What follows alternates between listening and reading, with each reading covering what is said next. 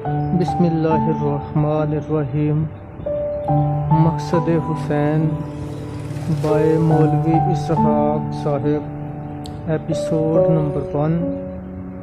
جناب سید عالم فخر بنی آدم حضرت محمد مصطفیٰ صلی اللہ علیہ وآلہ وسلم کا اصل کارنامہ یہ نہیں کہ آپ نے اللہ کی پوجا کرنے والے کچھ درویش پیدا کیے۔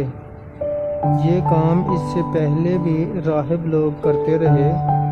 وہ دنیا چھوڑ کر غاروں میں چلے جاتے تھے، مگر اللہ کے رسول علیہ السلام اس لیے نہیں آئے تھے۔ آپ علیہ السلام نے سب سے بڑا کام یہ کیا کہ دنیا میں حکومت الہیہ قائم کی اور ایک ایسی حکومت سے لوگوں کو روشناس کرایا جس سے لوگ پہلے متعارف نہیں تھے۔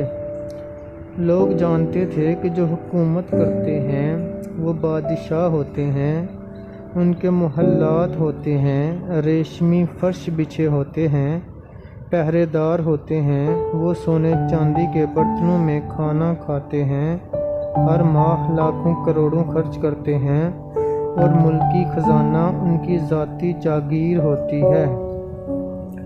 رسول اللہ صلی اللہ علیہ وآلہ وسلم نے آ کر دنیا میں یہ کارنامہ سر انجام دیا کہ جس کی کوئی نظیر نہیں ملتی۔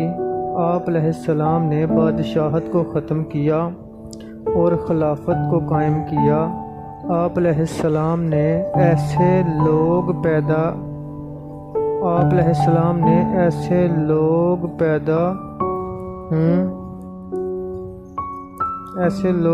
پیدا کیے کہ سفیر روم جب خلیفۃ المسلمین حضرت عمر رضی اللہ عنہ سے ملنے آیا تو آپ اس وقت بیت المال کے اونٹ چرانے گئے ہوئے تھے۔ وہ وہاں چلا گیا تو دیکھا کہ تپتی دوپہر میں گرم ریت پر لیٹے ہیں اور بازو سرہانے رکھے سو رہے ہیں۔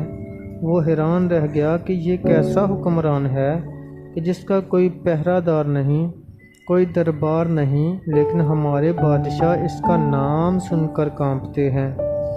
جب اس نے کہا کہ آپ اونٹ چرانے کے لیے کسی غلام کو بھیج دیتے تو فرمایا حکومت کا بوجھ تو میں نے اٹھایا ہوا ہے، اس کا حساب بھی میں نے ہی دینا ہے، تو پھر غلام کو کیوں بھیج دیتا؟ یہ نقشہ اس کائنات میں لوگوں نے کبھی نہیں دیکھا۔ خود جناب سرور کائنات علیہ السلام، جن سے بڑھ کر اللہ تعالیٰ نے کوئی وجود پیدا نہیں کیا اور نہ ان جیسا کوئی اور آئے گا، اپنے لیے کوئی امتیاز نہیں چاہتے تھے، نہ کوئی الگ مسند تھی، بلکہ عام نمازوں میں مل کر بیٹھے ہوتے تھے۔ اگر کوئی نو وارد آتا تو اسے پوچھنا پڑتا کہ تم میں سے اللہ کا رسول کون ہے؟ حضرت انس رضی اللہ عنہ فرماتے ہیں کہ آپ علیہ السلام نے اس بات کو بھی پسند نہ فرمایا کہ تشریف آوری پر لوگ اٹھ کر کھڑے ہو جایا کریں۔ یہ نظارہ بھی اس دنیا نے دیکھا کہ خلیفۃ المسلمین حضرت عمر رضی اللہ عنہ جمعہ کے لیے دیر سے آئیں اور لوگ کہیں کہ امیر المؤمنین آپ نے ہمیں پریشان کیا، فرمایا کرتا دھو کر سکھانے میں دیر ہو گئی، اگر اس کے سوا کوئی اور کرتا ہوتا تو میں اسے دھونے کے لیے دے آتا اور وہ پہن کر آ جاتا، میرے پاس یہی ایک کرتا ہے۔ لوگوں نے دیکھا کہ اس کرتے پر بھی 8 پیوند لگے ہوئے تھے۔ یہ ہے وہ کارنامہ رسالت جو کوئی اور کر کے دکھا نہیں سکا۔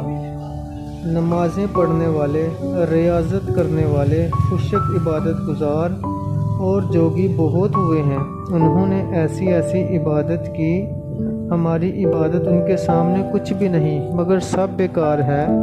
مزہ تو تب ہے کہ تم حکمران ہو، خزانے تمہارے قدموں میں ہوں، فوجیں تمہارے اشارہ کی منتظر ہوں، مگر تم پھر بھی یہ سمجھے کہ میں بادشاہ نہیں ہوں کہ جو جی چاہے کروں، بلکہ میں تو اللہ تعالیٰ کا نائب ہوں۔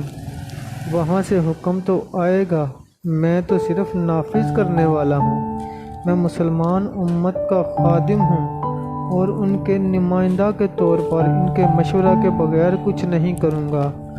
یہ وہ اعلیٰ نظام تھا جو رسول اکرم صلی اللہ علیہ وآلہ وسلم نے دنیا کو دیا، مگر ہماری بدقسمتی کہ وہ خلافت اپنا رستہ بھول گئی اور پہلی صدی کے مسلمانوں کو ہی بادشاہت سکھا دی۔ وہی محل بن گئے، ریشمی فرش بچھ گئے، سونے چاندی کے برتنوں میں کھانے شروع ہو گئے، دربان کھڑے ہو گئے اور اپنے چیلے چانٹوں کو بیت المال سے لاکھوں کروڑوں دینا شروع کر دیے۔ وہی شاہی بے اعتدالیاں شروع ہو گئیں۔ بقول اقبال رحمۃ اللہ تعالی علیہ، عرب خود را بنور مصطفیٰ سوخت، چراغ مردۂ مشرق بر افروخت، ولیکن آن خلافت راہ گم کرد کہ اول مومناں را شاہی آموخت۔